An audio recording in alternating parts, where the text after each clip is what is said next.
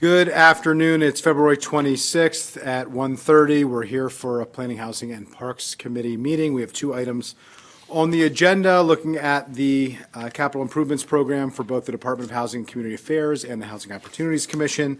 We will start with the first item on our list with Department of Housing and Community Affairs. We'll invite our colleagues from the executive branch up and turn it over to council staff to walk us through the packet. Mr. Mia, thank you, and I'll turn it over to you. Thank you. Good afternoon. The CIP program for DHCA consists of two categories. We have the Community Development CIP category, as well as the Housing CIP category. We'll cover the Community Development CIP portion first. The CE is recommending a total six-year funding level of $4.3 million, which is about $500,000 less than the previously approved six-year level, and that's primarily because of funding and expenditures that were programmed in FY24 for the countywide easement program is moving forward, is being spent down. And then the Housing CIP program is recommended for $242 million for the 6 years, which is an increase of $9 million over the previously approved CIP level. Altogether, there are 6 projects across both categories that are being recommended. I'll cover each one as we move through the packet. We'll start with the countywide facade easement program, which is on page 2 of your packet. This has a total cost increase of about $1.1 million, largely due to the addition of FY29 and FY30 to the CIP project. It's a level of effort project. Bottom of page 2 contains a list of projects that are either scheduled in FY24 or scheduled in FY25 and 26. Council staff is recommending approval as submitted, and I'll stop there. I could talk in more detail. Thank you. Appreciate that. I'm going to turn it over to the executive branch, but first let me turn it over to Councilmember Jawando, if you want to speak. I just have praise to heap upon you. So just to say that this program has been a great one. And just want to, I was among many with some of your staff at the Flower Avenue facade improvement there. So my movie theater and experience I grew up on, and it's just one of the many examples of how this program has worked. And some of your staff also advocated, pulled me on the side, said we need more money. So we get that, but really other projects in East County, across the county that you've done with this, it makes a huge difference for how people feel about their community, and increases business activity. People want to show up at these places. So just want to say thank you, and I fully support it. Thank you. Let me turn it over to Councilmember Fani-González. There you go. I don't like this room. I will say quickly that definitely I support this program, but I also understand the challenge. And I know that we can't do much about that. And when I say the challenge, and I'm going to put my hat as a district council member, that where we see tenants of retail spaces who really want to take advantage of this program, but because the owners don't want to do it, they're stuck. And I have so many properties in my district trying to do this, and not having the green light for the owners is a huge challenge. I don't know how we can overcome that, if there are other places that have dealt with that better than we have. So and we don't need to talk about it here, but I just want to share with you that I have that in my mind. So thank you.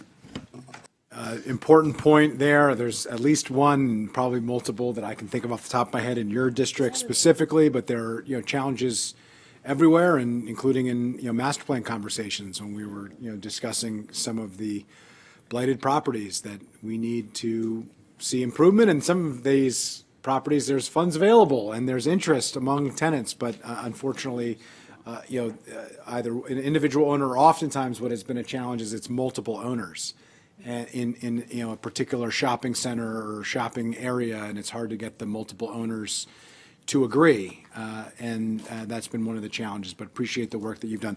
Before we turn it over to the executive branch on this, and I do think we should go one by one through the different categories, on the facade improvement, how do you choose? Obviously, we heard, and I was sorry to have missed the Flower Avenue theater program, which is was a great project, and one that I very much supported and was hoping to be there, but unfortunately had personal family commitments that I couldn't make at the time. We were represented. But the council was very well represented, as I know, so I didn't feel as badly, although there was some jealousy from all the pictures.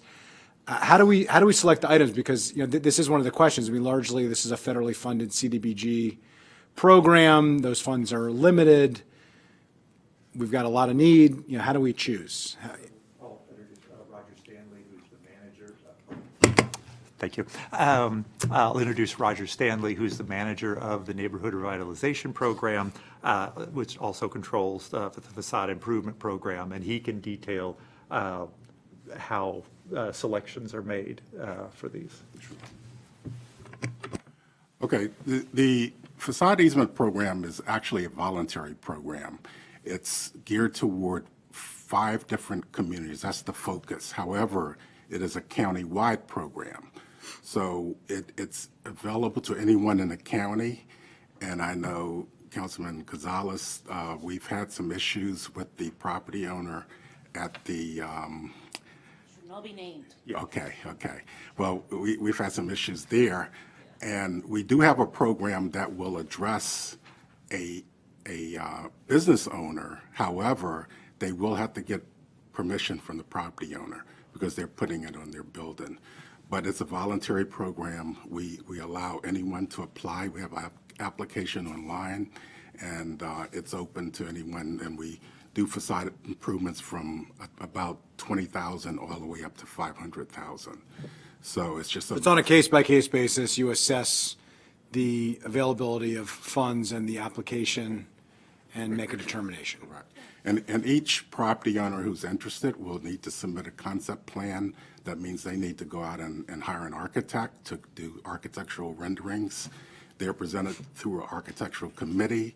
That committee makes a recommendation to the director. The director then either approves or disapproves, and we move forward with the project. So there is a process to go through, but And we all very much support this program. It has huge benefits to the community and community development and placemaking, which are critical as we look at ensuring that everybody lives in a community of amenities and of pride.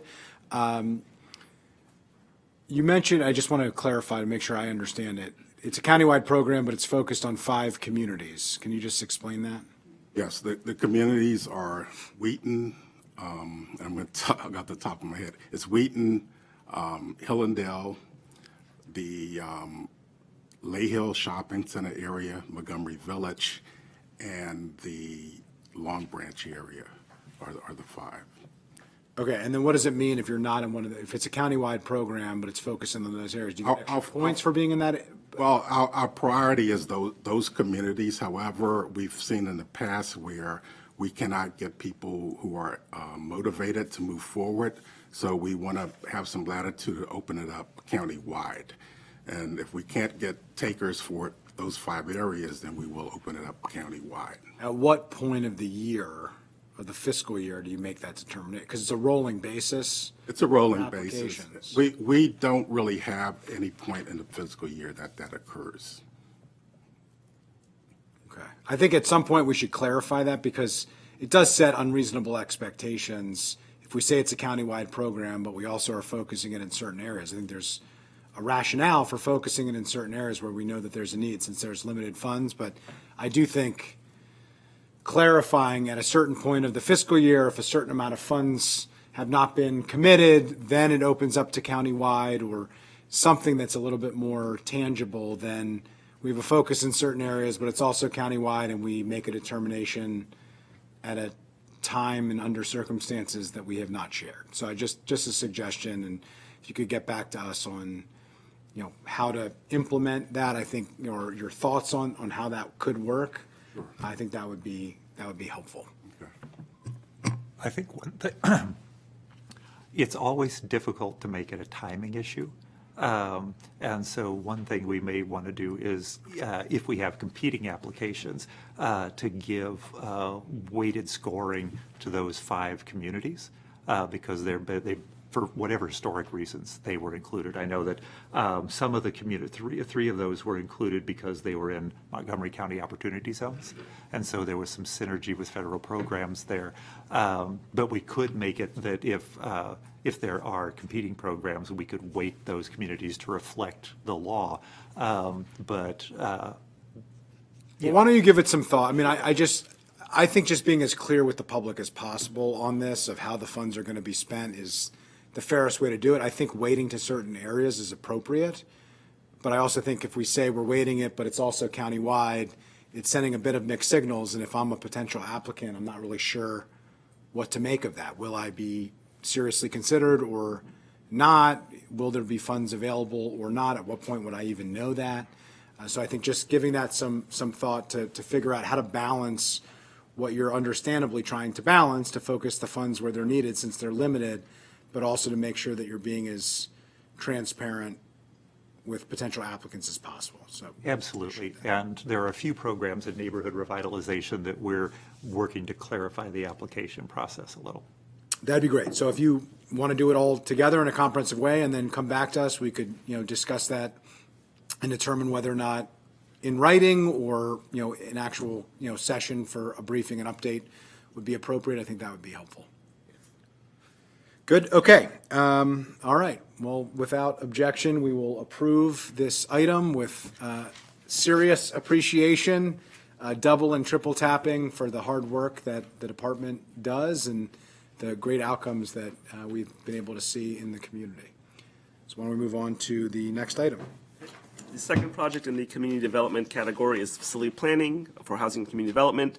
This provides $125,000 a year in current revenue to conduct studies and planning work to determine if what projects should be included in the CIP, particularly if they're eligible for CDBG grants or meet criteria for focused neighborhood assistance. So staff is recommending approval as submitted by the executive as well. Unless there's any concerns or any need to clarify, without objection, we'll approve that modest level of funding. It's really funding to secure other funding and to access other funding. So we hope that 135,000 turns into many, many more hundreds of thousands, if not millions. But with that, we'll approve, and let's move on to the next item. All right, now we turn to the housing CIP category. The first project in this category provides significant amounts of funding for affordable housing loans. It's the Affordable Housing Acquisition Preservation CIP. In years past, because of the relationship to the Housing Initiative Fund and the operating budget, the committee has typically deferred making recommendation until after the operating budget comes out. There's also a significant amount of current revenue for FY25, $50 million. So staff is recommending that we defer a recommendation on this to the full council until after the operating budget is released. That has been the traditional practice. Obviously, there are a lot of moving parts happening here. There are some exciting things happening actually in the other items as well that is not directly but is related to these expenditures. So unless there's any concern from colleagues or from the department, I think we will follow through with the staff recommendation, which has been the standard practice to hold up and make these decisions in conjunction with the operating budget. And just to add, we will get another quarterly report for this year's spending on March 31st, which will give us some more information on what's been funded. So that'll be available in April when the operating budget is reviewed as well. Appreciate that. Okay. The second project is the Affordable Housing Opportunity Fund. The executive is recommending $5 million in FY26 and $15 million in FY27. These funds are loan repayment proceeds that are being revolved back into this fund from previously made loans in earlier years. So it's no significant issues. Staff is recommending approval as recommended by the CE. No objection here. Appreciate that. This was a commitment that was made over multiple years that the county council worked on in the previous iteration, where Councilmember Jawando and I on this committee working together with the executive branch, and glad it took a little longer than any of us would have wanted to actually get this going. There were some open-ended questions of how it was actually going to be administered, but it was a slow start, but has picked up, and we're seeing the fund revolve, which shows that it's churning and actually working, which is a positive and which is what we all wanted. So glad to see that, wanted to acknowledge and appreciate that. Took longer than we would have liked, but is now operating at a level that we would want and shows the benefit of having a CDFI in this case, but the department working with another entity or agency, which we're going to get to in a second, to be able to partner to source deals and also to be able to vet deals to make sure that we're moving forward and leveraging our funds to the greatest extent we can. So I think that's great. So without objection, we will approve that. Let's move on. All right, next we turn to the Nonprofit Preservation Fund. This was discussed by the committee last spring. And earlier this summer, the council approved creating the CIP project without any funding, but with the expectation that $20 million of loan repayment proceeds coming back to the county would be allocated for this project. The CE is now recommending showing that $20 million as well as another $30 million spread across 24 and FY25 to fully fund this project at $50 million. The funding is it's coming from all loan repayment proceeds for loans previously issued, so it's being rediverted to this CIP project for the purposes of implementing the CIP. The council is introducing a special appropriation tomorrow to allocate that initial $20 million, so that will be available in the coming few weeks. And also the MOU between HOC and DHCA governing the management of this fund has been formalized and executed, so it is essentially ready to go. Well, I'm very excited about this. I have been working on this for about 4 years. This is just so everybody understands. I know colleagues do, and certainly the executive branch does. But this really was always the vision, as Councilmember Jawando will recall, as we move forward with the $100 million Housing Production Fund. The plan always was to have a $100 million Housing Production Fund with Housing Opportunities Commission, which we talked about in previous session and which we will talk about, I'm sure, a bit as well today, has been hugely successful. It has been a great partnership with Housing Opportunities Commission. The goal and the plan was always to roll out a $50 million preservation fund.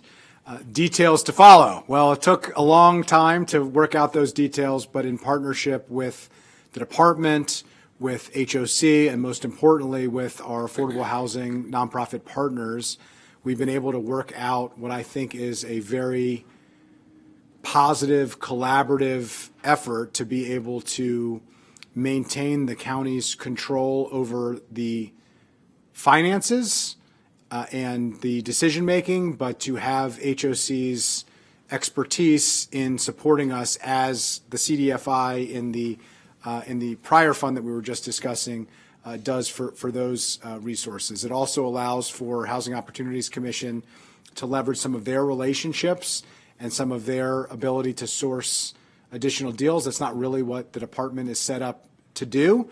It's what financial institutions and housing agencies and developers do. And since HOC is both a public agency and a housing developer, being able to leverage that, it will be really helpful. We have $20 million, which is always the plan, as a repayment. So that is a little bit later than we were hoping, but very close, within a couple months of when we were planning on that when we originally put this in place last spring, early summer. And appreciate the fact that the county executive is looking to take advantage of existing resources to ensure that we are moving forward to get the full $50 million. The goal was to get to the $50 million. We weren't sure if we were going to do it all, be able to do it all before the end of this fiscal year, but we are now on track to, between the $20 million repayment and the additional 2 tranches of $15 million by the start of next fiscal year, to have this fund fully appropriated at the $50 million asset that we were hoping for it to be, the goal being that we could preserve up to 50% of naturally occurring affordable housing through key partnerships, and with this as a primary vehicle to make that happen.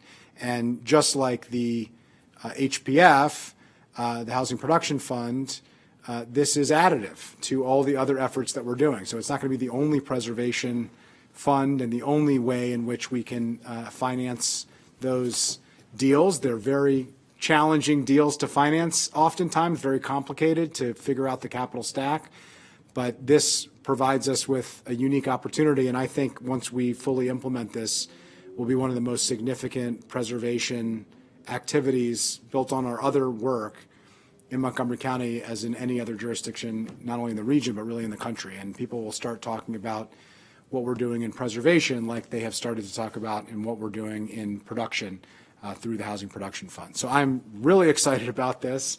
Look forward to introducing that appropriation and moving it forward. Appreciate sincerely the work of colleagues on this committee and Councilmember Reamer, who really was a great partner on this in his leadership of the predecessor of this committee in the last council, and also Councilmember Navarro, who has chaired the Government Operations and Fiscal Policy Committee, helped us work through some of the financial dynamics as well. And I would be remiss if I didn't acknowledge Linda McMillan, who has been a longtime council staff member and resource, who was really at the center of most of these conversations. So I just want to say thank you to everybody who's been involved in this. I think this is a hugely positive story and just the beginning of what I think is going to be many stories of many projects that support a countless number of people in the county to come. Agreed. All right. Well, thank you. I'll take yes, a long-winded yes for an answer. So with that, without objection, we will support that and look forward to the additional funds, because this is really just the down payment, so to speak, on this particular project. Okay, finally, we turn to a new project that's appearing in the CIP for the first time. The revitalization for troubled and distressed common ownership communities.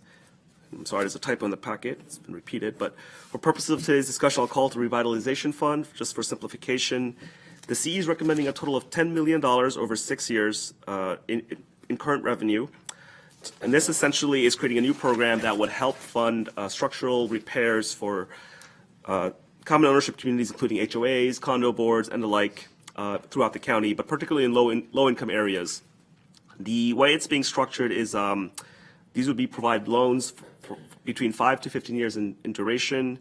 80% of the costs would come from a combination of county loans and any private loans that the community, that the COC would be able to apply for.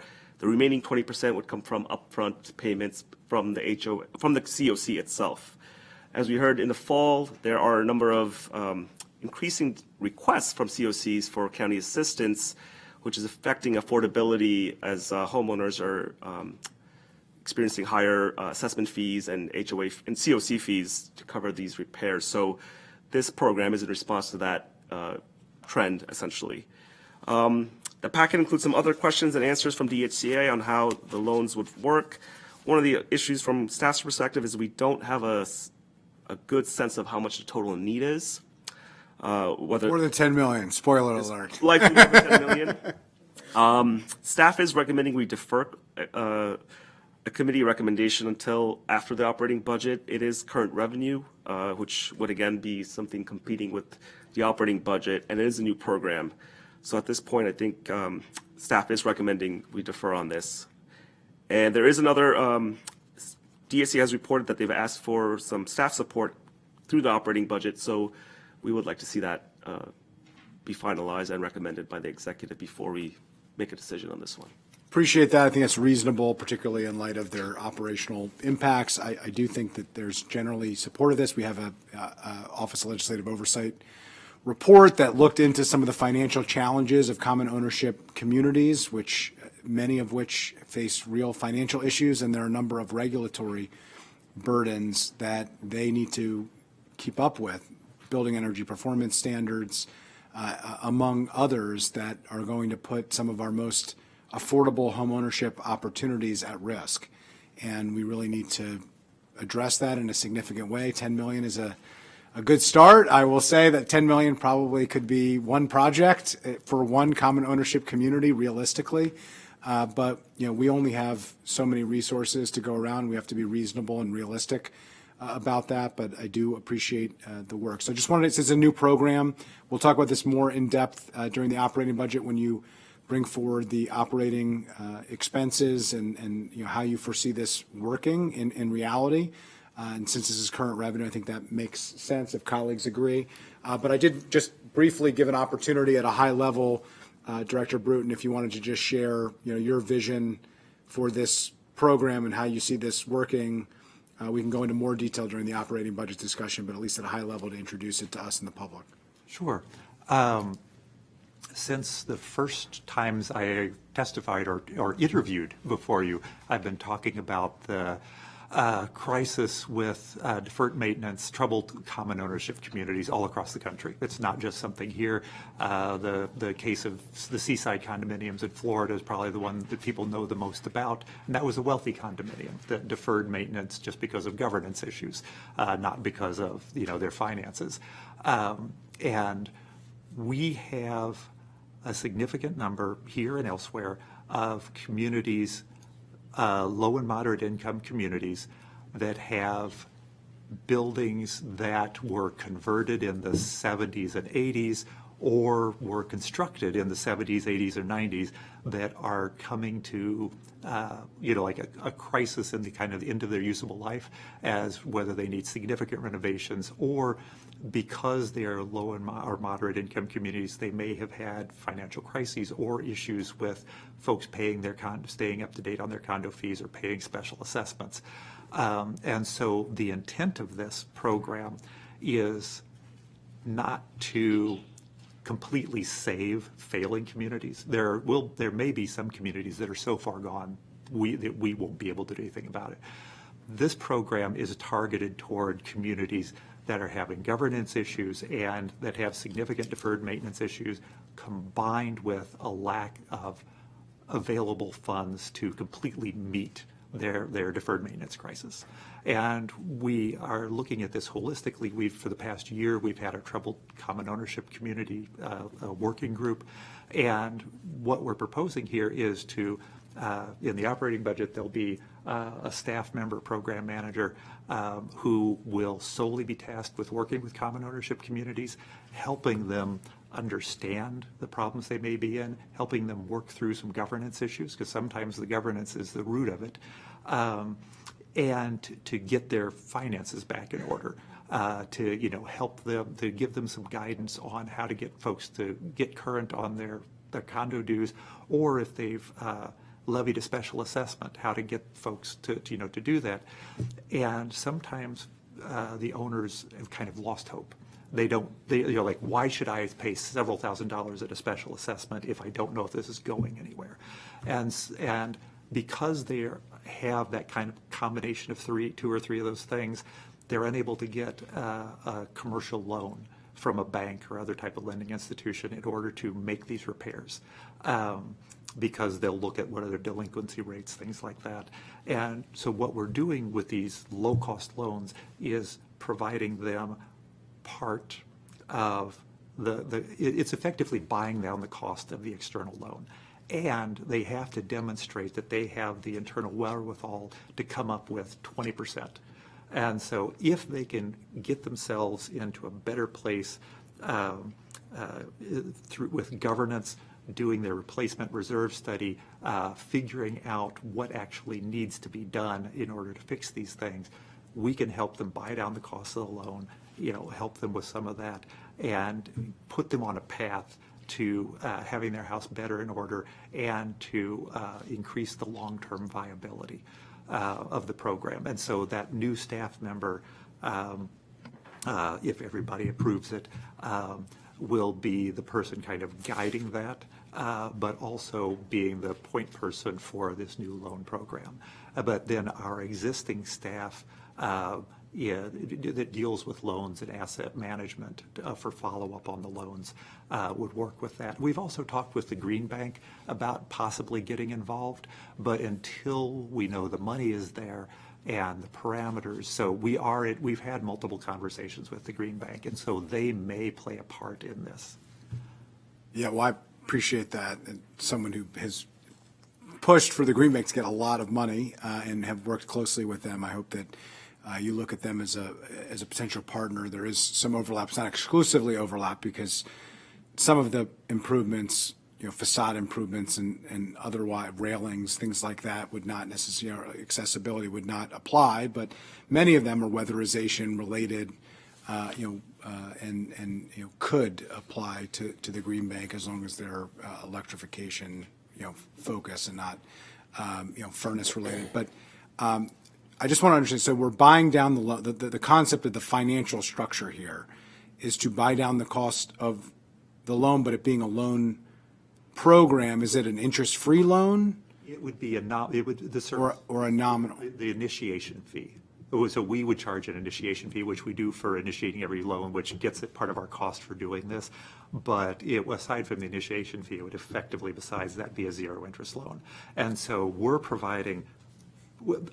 us providing some of the money reduces the amount of the loan that they'll need from an outside third party. And because we have very nominal cost involved with our loan, that also, helps make the outside money a little less, less of it. Right, so they're not going to be able to apply to you unless they're getting an outside loan, right? So that's really going to qualify them for the outside loan. Well, I think And that- usually the outside folks will want to make sure they have something from us. So we'll have to work out exactly what the process will be as far as giving the outside lenders comfort. Yeah, when you come back to us during the operative, I think it would be helpful to just understand mechanically how you expect this to work, how you're going to roll it out, what the timing would be. And it would be helpful to know if it's, let's say, a common ownership community is taking out a $200,000 loan to do work. What does that mean for the county? Like, what percentage of that is the county willing to put in? What's the repayment schedule that the county expects to return? What would be the administrative charge that you're going to, charge them if it's interest-free, and that's the only additional cost beyond the $200,000?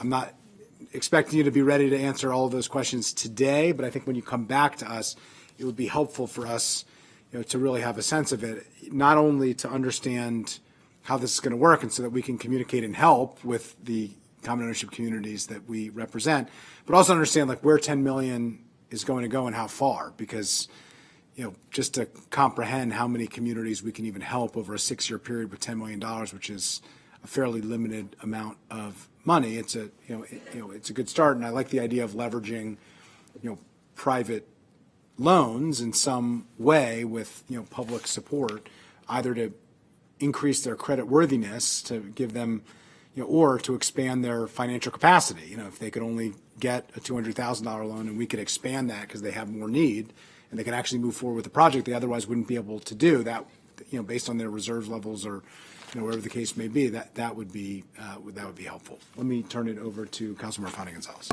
I think you ask and make comments, similar comments that I was thinking of, but I would just say, I'm so happy that you're bringing this forward, and I look forward to understanding all the mechanics that you explained. From what I heard, you are definitely on the right track.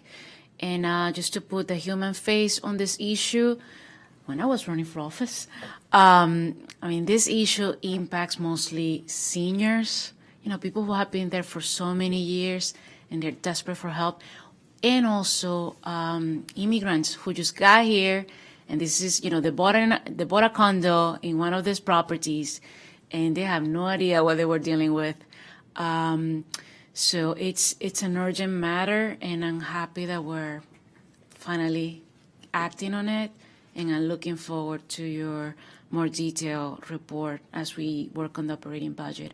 And also seeing if, besides the loans and the Green Bank conversations, and I have had the same conversations with them, so they heard from me that they really need to work on this, but also finding ways for the state, perhaps, to provide funds, because we're talking about millions and millions of dollars. I'm thinking of so many properties within Aspen Hill, for example, that have these issues and they need help. Otherwise, people are going to be homeless. I'm just telling you, it's that bad. So thank you so much. Can I add that we'll also, this new position and our Troubled COC's working group will also be looking for other state and county funds that can be combined with this. So, for example, DEP just rolled out a new grant, and this grant is to provide sort of fill a gap. So there's state funding available for energy retrofits and related things for properties, but you're not, the homeowners are not eligible if they have deferred maintenance issues, like leaky roof or mold or various things like that. And the new DEP program provides some funding to remedy those housing code issues, to get them eligible. And our program would also help fill some of that. And so we're starting to talk with DEP about how this new program, if it gets passed, could have some synergy with what they're trying to do as well. Okay, well, appreciate it. This is encouraging. I think it's interesting. We look forward to getting some more information. I'll also note, related to this, but I think a separate fund and issue that we have talked about related to the historic kinship communities in Montgomery County. I think it needs to have its own set aside, as we have talked about, and a real focus on ensuring that some of the challenges facing the historic kinship communities to preserve home ownership, particularly for descendant families, is essential, and look forward to that being part of the discussion. I know there's work in the department ongoing on that. I think if some people look at this, they might think that this would cover that. Perhaps it could also, but I think my goal would be just to be clear that we have a intentional, targeted effort specifically in that regard. And there's a lot of work that's happening, of which the department has been involved, which I'm grateful for and appreciate that, and look forward to continuing those conversations. So to that point, I invited Stan Edwards from DEP to the meeting that we're having with your chief of staff about one of those communities on Friday to talk about this new program and how that might be able to work with money we might be able to have to help that particular community. And I also forwarded DEP's new program to folks at HOC who are working with one of those communities that might have eligibility, because they have some, like conditional deferred maintenance issues, but also some of the ones they're working with still have fuel oil as a source of heat, and so so there's potential money for some of the retrofits of the fuel oil infrastructure. Appreciate that. Okay, well, it's a good start. I think a lot more work to do. These issues are challenging and long-standing and frankly expensive, but they're commitments I think that we need to make. I think without objection, we will take the staff recommendation, defer to the operating budget, but you can hear there's quite a bit of support here for moving in this direction. It's been an ongoing conversation between this committee and its predecessor and the department and Office of Legislative Oversight and the council more broadly. So we appreciate that. And I think that wraps up. Yep. Just one more project to note, does not require committee recommendation, but the executive is also recommending closing out the Preservation of Naturally Occurring Affordable Housing Fund. I mentioned it because it is published in the book. It has no funding or appropriation, but as mentioned before, all the funds, all the loan repayments from that project are being diverted to other projects. So just wanted to make a note of that. We found a new way to do this. We think it's a better way to do it. We think it creates more partnership and collaboration and more ability to leverage resources to get more out of it. And so I'm very appreciative of that. I talked for a long time about why the new model I think is going to be a really good model. So I'll leave it at that, but appreciate you acknowledging that. We don't need to take a vote on that, but I think there's agreement here by nodding heads that we are comfortable with the executive recommendation on that front. Thank you to the department. We appreciate your work and look forward to continued discussions during the operating budget, and know that you're hard at work in preparing. Thank you. Appreciate your time. Thank you. All right. We're now going to do a little staff change and a little bit of musical chairs. Welcome up our Housing Opportunities Commission guests who are here to talk about the second item on our agenda. Welcome to Miss Andrews and team. I see Mr. Silverman, Mr. Marks, Ms. Brown, Mr. Getzinger. We go with the whole team here.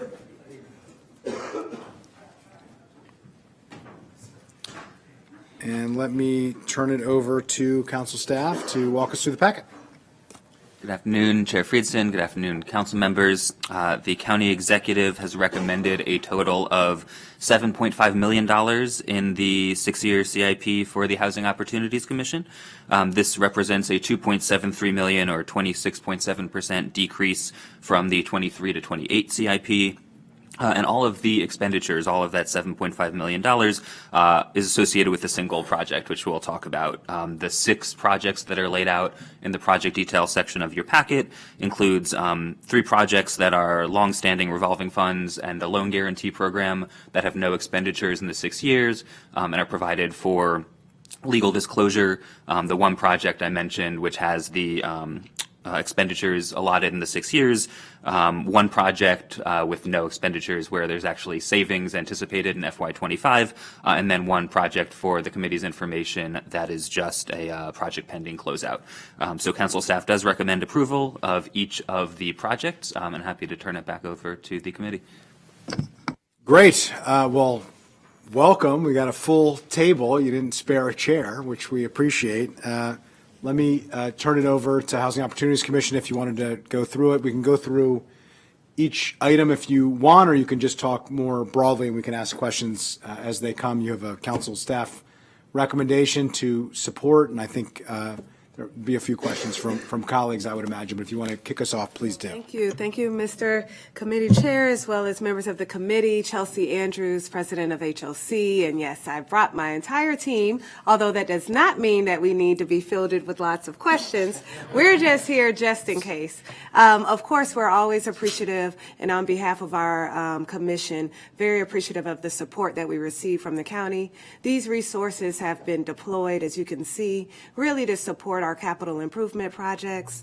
Some are long-standing projects that are on our books but allow us an opportunity to utilize the revolving funds to support the work we do, as well as one particular project that we are pleased to share is also tied to the Elizabeth Square component of the work that we're doing there. And of course, thank you to those who also celebrated with us this past weekend with the ribbon cutting of the SCRAC. So we're here to answer any questions that you may have.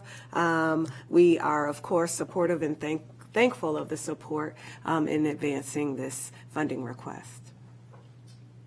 Great. Well, first of all, thank you, Elizabeth Square and the South County Aquatic Center. It was a great event on Saturday, a tremendous start on Sunday with the actual opening of the pool. It was great to be with some seasonal employees at the Saturday opening who were ready to rock and roll to serve the community. And I really do think it is going to be, in many ways, the beating heart of downtown Silver Spring and of the down county eastern portion of the county. There's huge need for recreational and meeting facilities and other opportunities, and this world-class facility is going to provide it. So thank you so much. I'm going to have to come back because there is a table there where you can play soccer while you sit at the table. So I'm going to have to come down and have lunch and do a lunch meeting while I play soccer. In my seat, I decided that it's the equivalent of the recreational version of a standing desk, where you shouldn't be inactive, but it's a world-class, beautiful facility. It brings together senior services, community services, healthcare services, recreational activities.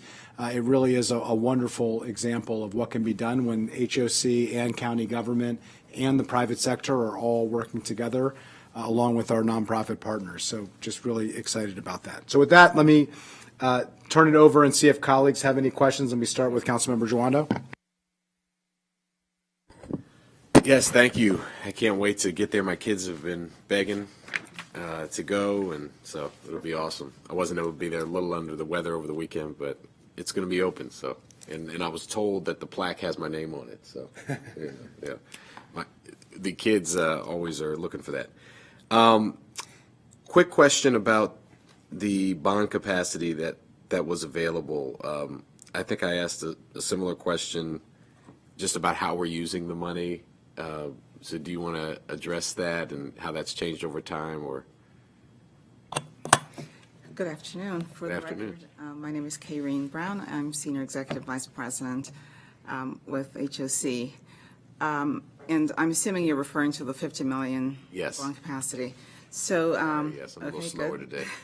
today. Within our enabling legislation, HOC has the ability to issue up to $50 million in revenue bonds that are backed by the full faith and credit of the Montgomery County government, and therefore the bonds are rated AAA. And so because it's a very dear resource, we use that very judiciously. And so currently, there's only about $2.5 million that's outstanding on that facility. Therefore, we've got up to $47 million that we can use.